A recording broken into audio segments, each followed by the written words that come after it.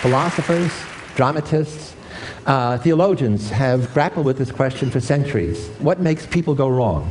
Interestingly, I asked this question when I was a little kid. When I was a kid growing up in the South Bronx, inner city ghetto in New York, I was surrounded by evil, as all kids are who grow up in a city. And I had friends who were really good kids who lived out the Dr. Jekyll, Mr. Hyde scenario of Robert Louis Stevenson. That is, they took drugs, got in trouble, went to jail, some got killed, and some did it without drug assistance. So when I read Robert Louis Stevenson, that wasn't fiction. The only question is, what was in the juice? And more importantly, that line between good and evil, which privileged people like to think is fixed and impermeable, with them on the good side and the others on the bad side, I knew that line was immovable and it was permeable. Good people could be seduced across that line, and on some rare circumstances, bad kids could recover with help, with reform, with rehabilitation. So I want to begin with this wonderful illusion by Swiss artist M.C. Escher. If you look at it and focus on the white, what you see is a world full of angels. But let's look more deeply. And as we do, what appears is the demons, the devils in the world. And that tells us several things. One, the world will always be filled with good and evil, because good and evil is the yin and yang of the human condition. It tells me something else, if you remember. God's favorite angel was Lucifer. Apparently, Lucifer means the light. It also means the morning star in some scripture. And apparently he disobeyed God, and that's the ultimate disobedience to authority. And when he did, Michael the archangel was sent to kick him out of heaven along with the other fallen angels. And so Lucifer descends into hell, becomes Satan, becomes the devil. The force of evil in the universe begins. Paradoxically, it was God who created hell as a place to store evil. He didn't do a good job of keeping it there, though. So this arc of the cosmic transformation of God's favorite angel into the devil, for me, sets the context for understanding human beings who are transformed from good, ordinary people into perpetrators of evil. So the Lucifer effect, although it focuses on the negatives that people can become, not the negatives that people are, leads me to a psychological definition. Evil is the exercise of power, and that's the key. It's about power.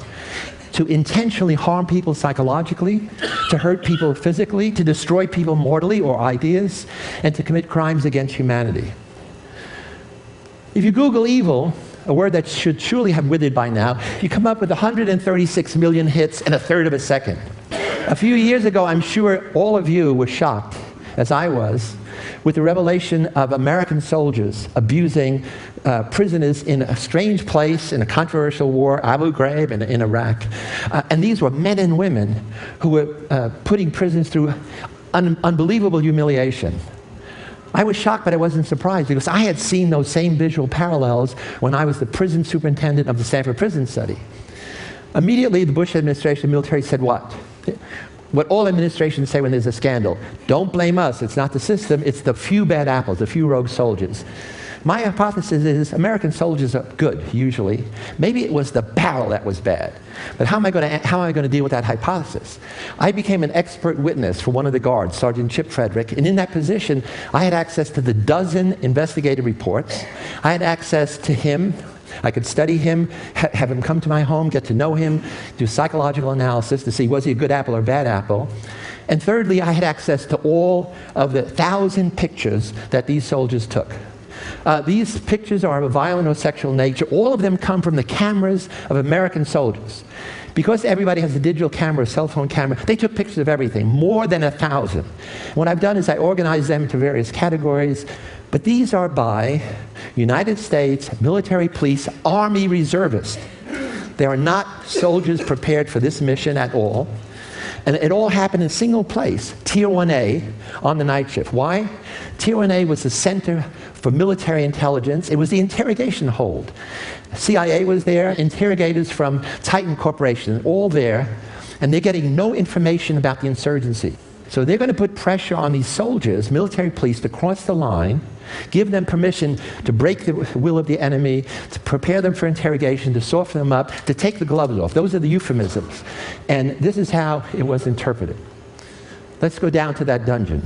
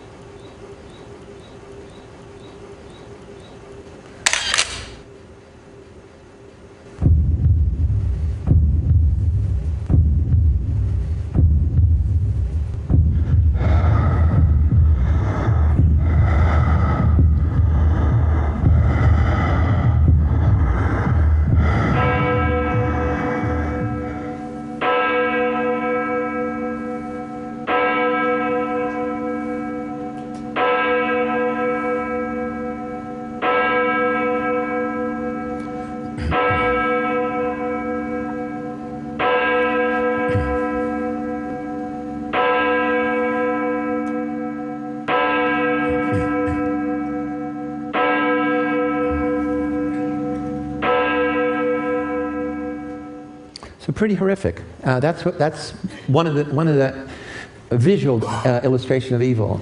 And it should not have escaped you that the reason I paired the prisoner with his arms out with Leonardo da Vinci's Ode to Humanity is that prisoner was mentally ill.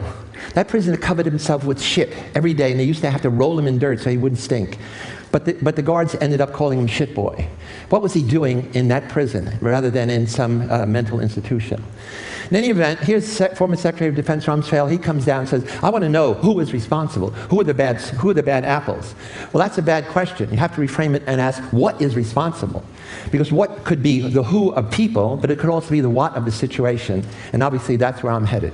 So how do psychologists go about understanding such transformations of human character if you believe that they were good soldiers before they went down to that dungeon? There are three ways. The main way is what's called dispositional. We look at what's inside of the person, the bad apples. This is the foundation of all of social sciences, the foundation of religion, the foundation of law.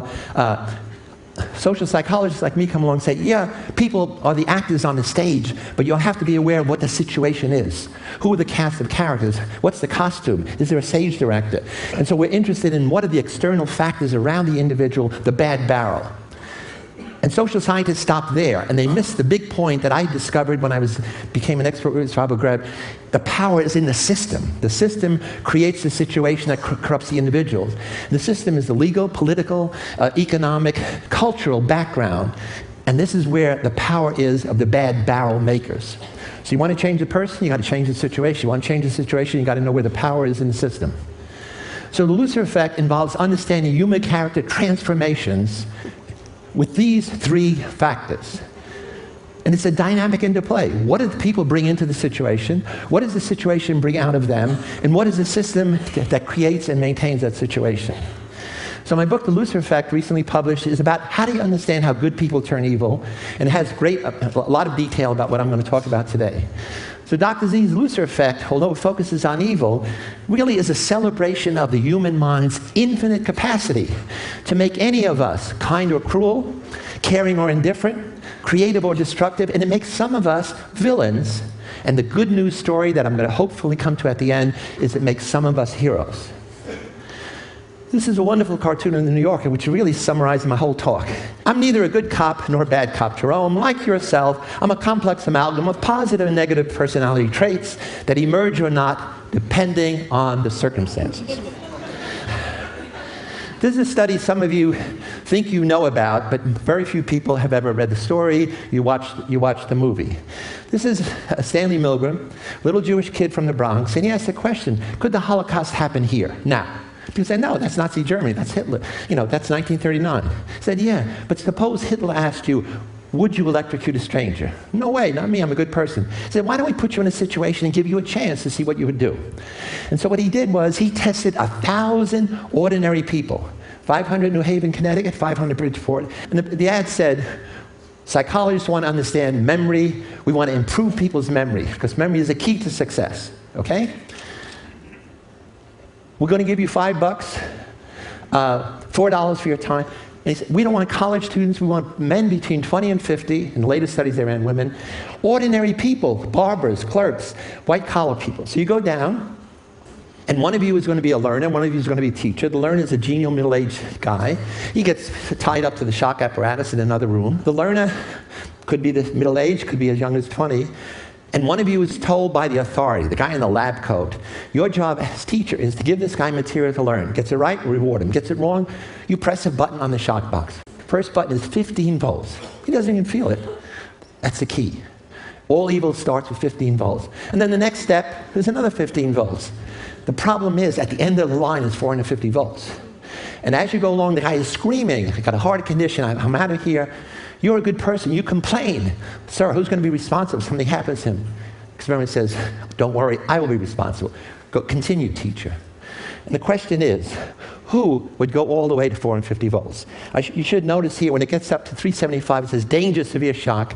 When it gets up to here, there's XXX, the pornography of power. So Milgram asked 40 psychiatrists, what percent of American citizens would go to the end? They said only 1%, because that's sadistic behavior, and we know, psychiatry knows, only 1% of Americans are sadistic. Okay. Here's the data. They could not be more wrong. 2/3 go all the way to 450 volts. This was just one study. Milgram did more than 16 studies. And look at this. In study 16, where you see somebody like you go all the way, 90% go all the way. In study 5, if you see people rebel, 90% rebel. What about women? Study 13, no different than men. So Milgram is quantifying evil as to the willingness of people to blindly obey authority, to go all the way to 450 volts. And it's like a dial on human nature. A dial in the sense that you can make almost everybody totally obedient, down to the majority, down to none. So what are the external parallels? All research is artificial. What's the validity in the real world? 912 American citizens committed suicide or were murdered by family and friends in Guyana jungle in 1978 because they were blindly obedient to this guy, their pastor, not the priest, their pastor, Reverend Jim Jones. He persuaded them to commit mass suicide. And so he's the modern Lucifer, a man of God who becomes the angel of death. Milgram's study is all about individual authority to control people. Most of the time, we are in institutions. So the Stanford Prison Study is a study of the power of institutions to influence individual behavior. Interestingly, Stanley Milgram and I were in the same high school class in James Monroe in the Bronx, 1954. So this study, which I did with my graduate students, especially Craig Haney, we also began with an ad. We didn't have money, so we had a cheap little ad. But we wanted college students for a study of prison life. 75 people volunteered, took personality tests, we did interviews, picked 24, most normal, most healthy, randomly assigned them to be prisoner guard. So on day one, we knew we had good apples. I'm going to put them in a bad situation. And secondly, we know there's no difference between the boys who are going to be guards, the boys who are going to be prisoners. The kids who are going to be prisoners, they said, wait at home in the dormitories, the study will begin Sunday. We didn't tell them that the city police were going to come and do realistic arrests.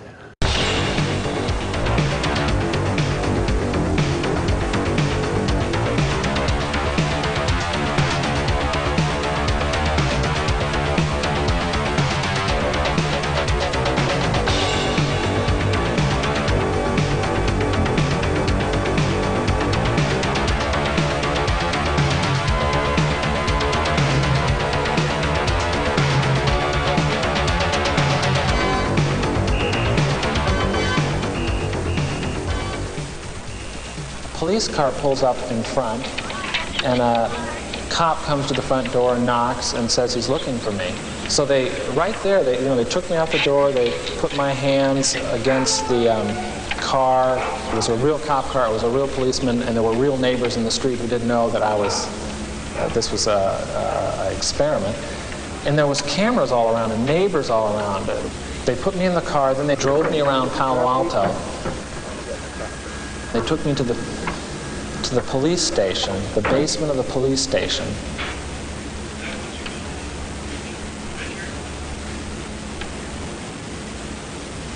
Then they put me in a cell. I was the first one to be picked up, so they put me in a cell, which was just like a room with a door with bars on it. You could tell it wasn't a real jail. They locked me in there in this degrading little outfit. They were taking this experiment too seriously. Here are the prisoners who are going to be dehumanized. They're going to become numbers. Here are the guards with the symbols of power and anonymity. Guards get prisoners to clean the toilet bowls out their bare hands, to do other humiliating tasks. They strip them naked. They sexually taunt them. They begin to do degrading activities, like having them simulate sodomy. You saw simulating fellatio in soldiers in Abu Ghraib. My guards did it in 5 days. The stress reaction was so extreme that normal kids we picked because they're healthy had breakdowns within 36 hours. The study ended after 6 days because it was out of control. 5 kids had emotional breakdowns. Does it make a difference if warriors go to battle, changing their appearance or not? Does it make a difference if they're anonymous in how they treat their victims? We know in some cultures they go to war, they don't change appearance. In other cultures they paint themselves like Lord of the Flies. In some they wear masks. In many, soldiers are anonymous in uniform. So with this anthropologist, John Watson, found 23 cultures that had 2 bits of data. Do they change their appearance? 15. Do they kill, torture, mutilate? 13. If they don't change their appearance, only 1 of 8 kills, torture, mutilate. The key is in the red zone. If they change their appearance, 12 of 13, that's 90%, kill, torture, mutilate. And that's the power of anonymity. So what are the 7 social processes that grease the slippery slope of evil? Mindlessly taking the first small step. Dehumanization of others. De-individuation of self. Diffusion of personal responsibility. Blind obedience to authority. Uncritical conformity to group norms. Passive tolerance of evil through inaction or indifference. And it happens when you're in a new or unfamiliar situation. Your habitual response patterns don't work. Your personality and morality are disengaged. Nothing is easier than to denounce the evildoer. Nothing more difficult than understanding him, Dostoevsky tells us. Understanding is not excusing. Psychology is not excusiology. So social psychological research reveals how ordinary good people can be transformed without the drugs. You don't need it. You just need the social psychological processes. Real-world parallels. Compare this with this. James Schlesinger, and I'm going to have to end with this, says, psychologists have attempted to understand how and why individuals and groups who usually act humanely can sometimes act otherwise in certain circumstances. That's the Lucifer effect. And he goes on to say, the landmark Stanford study provides a cautionary tale for all military operations. If you give people power without oversight, it's a prescription for abuse. They knew that and let that happen. So another report, investigative report by General Fay, says the system is guilty. And in this report he says it was the environment created Abu Ghraib by leadership failures that contributed to the occurrence of such abuse. And the fact that it remained undiscovered by higher authorities for a long period of time. Those abuses went on for 3 months. Who was watching the store? The answer is nobody, and I think nobody on purpose. He gave the guards permission to do those things, and they knew nobody was ever going to come down to that dungeon. So you need a paradigm shift in all of these areas. The shift is away from the medical model that focuses only on the individual. And the shift is toward a public health model that recognizes situational and systemic vectors of disease. Bullying is a disease, prejudice is a disease, violence is a disease, and since the Inquisition we've been dealing with problems at the individual level. And you know what? It doesn't work. Alexander Solzhenitsyn says the line between good and evil cuts through the heart of every human being. That means that line is not out there. That's a decision that you have to make. That's a personal thing. So I want to end very quickly on a positive note. Heroism as the antidote to evil. By promoting the heroic imagination, especially in our kids, in our educational system, we want kids to think, I'm a hero in waiting for the right situation to come along, and I will act heroically. My whole life is now going to focus away from evil that I've been in since I was a kid to understanding heroes. The banality of heroism is it's ordinary people who do heroic deeds. It's the counterpoint to Hannah Arendt's banality of evil. Our traditional societal heroes are wrong because they are the exception. They organize their whole life around this. That's why we know their names. And our kids' heroes are also wrong models for them because they have supernatural talents. We want our kids to realize most heroes are everyday people. And the heroic act is unusual. This is Joe Darby. He was the one that stopped those abuses you saw because when he saw those images, he turned them over to a senior investigating officer. He was a low-level private, and that stopped it. Was he a hero? No. They had to put him in hiding because people wanted to kill him and then his mother and his wife. For 3 years, they were in hiding. This is the woman who stopped the Stanford prison study. And I said it got out of control. I was a prison superintendent. I didn't know it's out of control. I was totally indifferent. She came down, saw that madhouse, and said, you know what? It's terrible what you're doing to those boys. They're not prisoners, they're not guards, they're boys, and you are responsible. And I ended the study the next day. The good news is I married her the next year.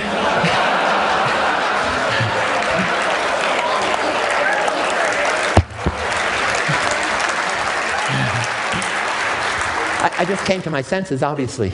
So situations have the power to do the same, but the point is, it's the same situation that can inflame the hostile imagination in some of us that makes us perpetrators of evil, can inspire the heroic imagination in others. It's the same situation, and you're on one side or the other.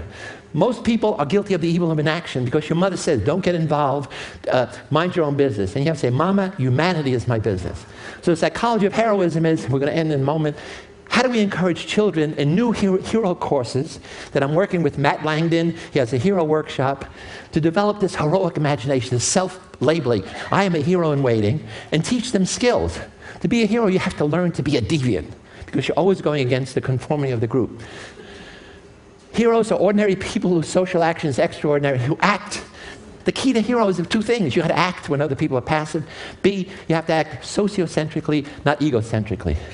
And I want to end with the story that some of you know about Wesley Autry, New York subway hero, 50-year-old African-American construction worker. He's standing on a subway in New York. A white guy falls on the tracks. The subway train is coming. There are 75 people there. You know what? They freeze. He's got a reason not to get involved. He's black, the guy's white, and he's got 2 little kids. Instead, he gives his kids to a stranger, jumps on the tracks, puts the guy between the tracks, lays on him. The subway goes over him. Wesley and the guy, 20.5 inches height. The train clearance is 21 inches. A half an inch would have taken his head off. And he said, I did what anyone could do. No big deal to jump the tracks. And the moral imperative is, I did what everyone should do. And so one day, you will be in a new situation.